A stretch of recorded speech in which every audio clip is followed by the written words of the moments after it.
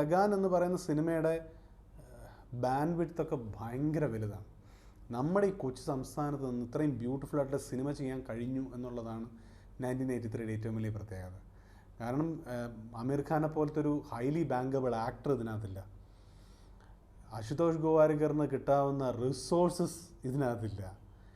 അവരൊരു വലിയ വില്ലേജ് തന്നെ സെറ്റിട്ട് ഏകദേശം 150ഓളം ദിവസം ഷൂട്ട് ചെയ്ത് നമ്മുടെ സ്ഥിതി അറിയാമല്ലോ. പക്ഷേ എന്നിട്ട് പോലും നമുക്കത് ഏതൊരു വലിയ സദസ്സിന് മുന്നിലും കൊണ്ട് കാണിക്കാവുന്ന, ലഗാൻ കാണുന്നൊരു സദസ്സിന് മുന്നിൽ കൊണ്ട് കാണിക്കാവുന്ന ഒരു സിനിമ തന്നെയാണ് 1983. അത് സിനിമയിലുള്ള നമ്മുടെ വിശ്വാസം ആണ് വർദ്ധിപ്പിക്കുന്നത്. കാരണം സിനിമ എന്ന് പറയുന്നത് ബിഗ് ബഡ്ജറ്റുകളല്ല, വലിയ താരങ്ങളല്ല. അതിനപ്പുറം സിനിമയ്ക്കൊരു സത്യമുണ്ട് എന്ന് നമുക്ക് ഒന്നുകൂടി, ഇപ്പോൾ ട്രാഫിക് പോലെ ഒന്നുകൂടി നമുക്ക് ബോധ്യം വരുന്ന സിനിമയാണ്. അല്ല, CCL ഇത് പ്രചോദനമാവുകയോ ഇല്ലയോ എന്നുള്ളതല്ല ഇതിൻ്റെ 1983 പ്രസക്തി.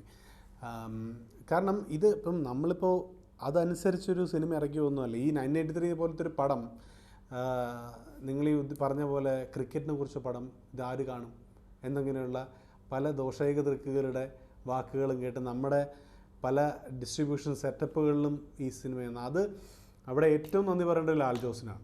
ലാൽ ജോസാണ് ഈ സിനിമ കണ്ടിട്ട് ഇത് ഞാൻ എടുക്കുന്നു എന്ന് പറയുന്നത്. അത് സിനിമയെ നന്നായി അറിയാവുന്ന ഒരു അതിബുദ്ധിമാനായ, വളരെ സിനിമയെ സ്നേഹിക്കുന്ന ഒരു ആളുടെ ഡിസിഷനാണ്. അതുകൊണ്ടാണ് ഈ സിനിമ വെളിച്ചം കണ്ടത്. അല്ലായിരുന്നെങ്കിൽ തമസ്കരിക്കപ്പെട്ടു പോയനെ പല കാരണങ്ങൾ കൊണ്ടും. പിന്നെ അത് കുറച്ച് ഡിലേ ആയി എന്നുള്ളത് കൊണ്ടും ഇതിൻ്റെ ഫ്രഷ്നെസ് മാറുന്നില്ല. ഡിലേ നല്ലതെന്നാണ് എനിക്ക് തോന്നുന്നത്. അത് CCLൻ്റെ കാര്യം കൊണ്ടല്ല, അതിനേക്കാളേറെ സച്ചിൻ രമേശ് തെണ്ടുൽക്കറുടെ റിട്ടയർമെൻറ്റിന് ശേഷമാണ് ഈ സിനിമ വരുന്നത് എന്നുള്ളതാണ്. സച്ചിൻ അത്രയും ഒരു എന്താ പറയുക, നമ്മുടെ ഒരു ബ്ലഡിലുള്ള ഒരു ഇമോഷനാണ്. ഈസ് നോട്ട് എ വ്യക്തി അല്ലേ, അദ്ദേഹം ഒരു വ്യക്തിയല്ല, അതൊരു വികാരമാണ്. ആ വികാരത്തിനെ സച്ചിൻ്റെ അവസാനത്തെ ഇറങ്ങിപ്പോകുമ്പോഴുള്ള പ്രസംഗം എനിക്ക് മനസ്സിലാവുന്നില്ല. എനിക്ക് വിശ്വസിക്കാൻ പറ്റുന്നില്ല ഞാൻ ഇറങ്ങുകയാണ് എന്ന് തുടങ്ങുന്ന ആ പ്രസംഗം കേട്ട് കരയാത്തവരെ ഒരു ഇന്ത്യനും ഉണ്ടാവില്ല. അതിന് ശേഷമാണ് 1983. കാരണം ഇത് സച്ചിനുള്ള ട്രിബ്യൂട്ടാണ്. സച്ചിൻ തെണ്ടുൽക്കറിനെ ആവാൻ ആഗ്രഹിക്കുന്ന എത്രയോ ലക്ഷക്കണക്കിന് കുട്ടികൾക്ക് വേണ്ടിയുള്ള ട്രിബ്യൂട്ടാണ്. അത് ഈ സിനിമ പറയുന്ന മറ്റൊരു കാര്യം എന്ന് വെച്ചാൽ, സച്ചിൻ തെണ്ടുൽക്കർ ആവാൻ നിങ്ങൾക്ക് പറ്റിയില്ലെന്നിരിക്കാം, അല്ലെങ്കിൽ അവിടേക്ക് എത്താൻ നിങ്ങൾക്ക് പറ്റില്ലെന്നിരിക്കാം. പക്ഷേ സച്ചിനോളം സംശീർഷനായി സച്ചിനൊപ്പം മറ്റൊരു മേഖലയിൽ നിങ്ങൾക്ക് അതേ വ്യക്തിമുദ്ര പതിപ്പിക്കാൻ കഴിയും. If you genuine, dream genuine ആണെങ്കിൽ നിങ്ങളവിടെ എത്തിയിരിക്കും.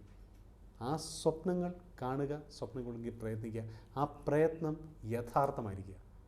അതാണ് എൻ്റെ ഇല്ല. ന്യൂ ജനറേഷൻ എന്നുള്ളതൊരു വളരെ സില്ലി എപ്പിത്തറ്റാണെന്നാണ് എനിക്ക് തോന്നുന്നത്. വളരെ ഒരു കോമിക്കാണ് അത് പറഞ്ഞത് വളരെ കോമിക്കായി കഴിഞ്ഞു. അപ്പോൾ അത് നമുക്ക് വിടാം. ന്യൂ ജനറേഷൻ എന്നുള്ളത് ഇവിടെ സിനിമ മാത്രമേ ഉള്ളൂ. ഇതിനൊരു പ്രത്യേക ജോണർ, ഇതൊരു പുതിയ ജോണർ ഉണ്ടാക്കുകയല്ലേ. സ്പോർട്സ് സിനിമ എന്ന് പറഞ്ഞാൽ നമുക്കില്ല. നമുക്ക് പിന്നെ വെളിയിലൊക്കെ ഇഷ്ടം പോലെ, ഇപ്പോൾ റിമെമ്പറിങ് ദ ടൈറ്റൻസ് പോലെ ഒരുപാട് സ്പോർട്സ് സിനിമാസ് ഉണ്ട്, നമ്മൾ കണ്ടിട്ടുണ്ട്. അതല്ലെങ്കിൽ ബേസ്ബോൾ ബേസ് ചെയ്തിട്ട് കണ്ടമാനം ഹോളിവുഡ് സിനിമകളുണ്ട്, ഫുട്ബോൾ ബേസ് ചെയ്തിട്ടുണ്ട് അങ്ങനെ. പക്ഷേ നമുക്കില്ല. നമുക്ക് സ്പോർട്സ് സിനിമ, എനിക്ക് തോന്നുന്നു ആദ്യത്തെ മലയാള സ്പോർട്സ് സിനിമയാണ്.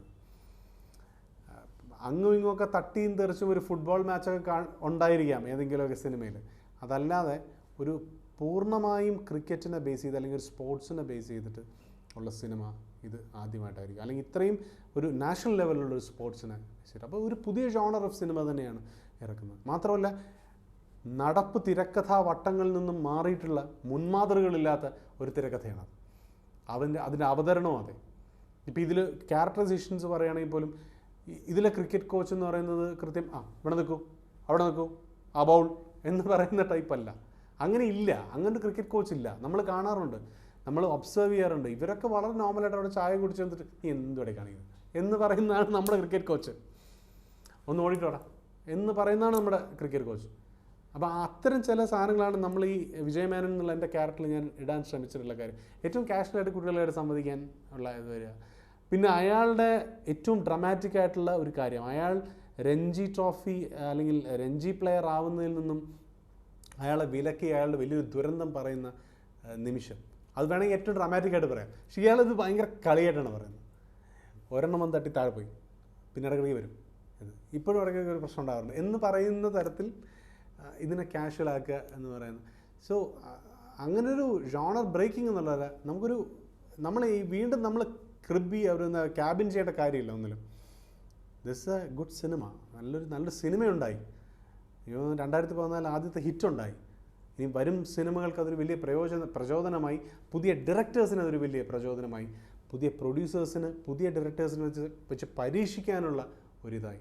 അതാണ് 1983 കൊണ്ടുവന്നത്. മാത്രമല്ല മലയാള സിനിമയ്ക്ക് 2014 ഒന്ന് തുടങ്ങാൻ ഒരു വലിയ കിക്കും.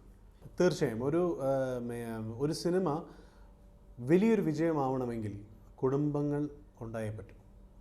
അല്ലെങ്കിൽ അത് മുടക്കുമുതലൊക്കെ തിരിച്ചു പിടിക്കും. പക്ഷേ കുടുംബങ്ങൾ തിയേറ്ററിലെത്തിയില്ലെങ്കിൽ ഒരു സിനിമയെ ഒരു 5 കോടിയുടെ മേലെ കളക്ട് ചെയ്യില്ല. ഇപ്പോൾ നമ്മൾ ഏറ്റവും അടുത്ത് കണ്ട ദൃശ്യം എന്ന സിനിമയാണ്. ദൃശ്യമാണ് ഇവിടുത്തെ സകല റെക്കോർഡുകളും തകർത്തത്. അത് ഒരു കുടുംബത്തിന് വേണ്ടി അച്ഛൻ നിൽക്കുന്ന സിനിമയാണ്. അതാണ് അതിൻ്റെ ഏറ്റവും വലിയ സെല്ലിംഗ് പോയിൻറ്റ്.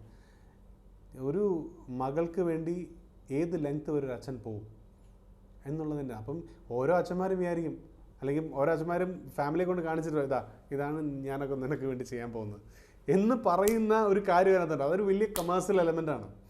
അപ്പോൾ കുടുംബങ്ങൾ കാണുന്ന സിനിമകൾ മാത്രമേ നിൽക്കൂ, അതൊരു സത്യമാണ്. മറ്റേതൊക്കെ വളരെ വളരെ ചുരുങ്ങിയ ഒരു നിഷ് ഓഡിയൻസിലേക്ക് മാത്രമേ പോകുള്ളൂ. അതുകൊണ്ട് തന്നെ ഞാനിനി എഴുതാൻ പോകുന്ന സിനിമകൾ, ഞാൻ എഴുതുന്ന സിനിമകളെല്ലാം അത്തരം കുടുംബങ്ങളെയും കൂടെ ബേസ് ചെയ്തിട്ടുള്ള സിനിമകൾ തന്നെ. കാരണം ആഫ്റ്റർ ഓൾ ഇതൊരു കമേഴ്സ്യൽ വെഞ്ചറാണ് സിനിമ എന്ന് പറയുന്നത്. പ്രൊഡ്യൂസറിൽ ഒരുപാട് പൈസ വന്നാലും നമുക്ക് നല്ല സിനിമകളിലേക്ക് എത്താനും സാധിക്കുള്ളൂ. ഞാൻ എൻ്റെ ഒരു കാര്യം മാറ്റി വെച്ചിട്ടില്ല. എൻ്റെ ആകെ ഉള്ളൊരു കാര്യം സിനിമയാണ്. അപ്പോൾ എനിക്ക് മാറ്റിവെക്കലുകളില്ല. ഞാൻ തീർച്ചയായും ഞാൻ ആദ്യമേ തീരുമാനിച്ചുറച്ച ഈ പറഞ്ഞ രമേശൻ്റെ സ്വപ്നം പോലെ ഞാൻ ആദ്യം തീരുമാനിച്ചുറച്ച കാര്യമാണ് ഞാൻ സിനിമയിൽ തന്നെ എത്തുന്നുള്ളത്.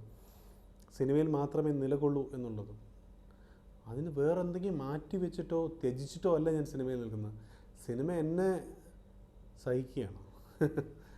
അതായത് എനിക്കത് അല്ല, കാരണം സിനിമയ്ക്ക് അറിയാം ഇവന് വേറെ ഒരു രക്ഷയില്ല, ഇവിടെ നിർത്തിയേ പറ്റൂ, എന്നാൽ സൈഡിൽ നിന്നോട്ടെ എന്നാണ് പറയുന്നത്. മാധ്യമങ്ങൾ സിനിമ ഇല്ലാതാക്കുമെന്ന് എനിക്ക് തോന്നുന്നില്ല. മാധ്യമങ്ങൾ തന്നെയാണ് സിനിമ ജനങ്ങളിലേക്ക് എത്തണമെങ്കിൽ അത് മാധ്യമങ്ങളിലൂടെയേ പറ്റുള്ളൂ. കാരണം അല്ലാതെ ഒരാൾ മൗത്ത് പബ്ലിസിറ്റി എന്ന് പറയുന്ന കാര്യം അവിടെ വയ്ക്കുക തന്നെ അതിൻ്റെ ഒരു പ്രമോയോ, അതിപ്പോൾ മാധ്യമം എന്ന് പറയുന്നത് നമ്മുടെ സോഷ്യൽ നെറ്റ്വർക്കിംഗ് സൈറ്റ് മുതൽ നമ്മുടെ ചാനലുകൾ വരെയുള്ള മാധ്യമങ്ങളിലൂടെ തന്നെയാണ് ഒരു സിനിമ. ഇപ്പോൾ 1983 തന്നെ ഇത്രയും വലിയ ഹിറ്റാവുന്നത് നിങ്ങളെല്ലാവരും റേഡിയോയിലും ചാനൽസിലൊക്കെ ഇത് പറഞ്ഞ് അസൽ സിനിമയാണ് കാണണം എന്ന് പറഞ്ഞിട്ട് തന്നെയല്ലേ. അതിൻ്റെ അപ്പുറം ഒരു മൗത്ത് പബ്ലിസിറ്റിയുടെ വലിയൊരു കാര്യം ഉണ്ട്. പക്ഷേ ചാനലുകൾ നിരന്തരമായി ഇത് പറയുമ്പോൾ തന്നെ ഏതെങ്കിലും ഒരു ചാനൽ മോശമാണെന്ന് പറഞ്ഞാൽ പോലും കുഴപ്പമില്ല. ഇത് 5 ചാനലുകൾ നല്ലതാണെന്ന് പറയുമ്പോഴാണ്, അല്ലെങ്കിൽ 10 ചാനൽ നല്ലതാണെന്ന് പറയുമ്പോഴാണ് ഓഡിയൻസ് എന്താ കണ്ടേക്കാം എന്ന് പറയുന്നത്.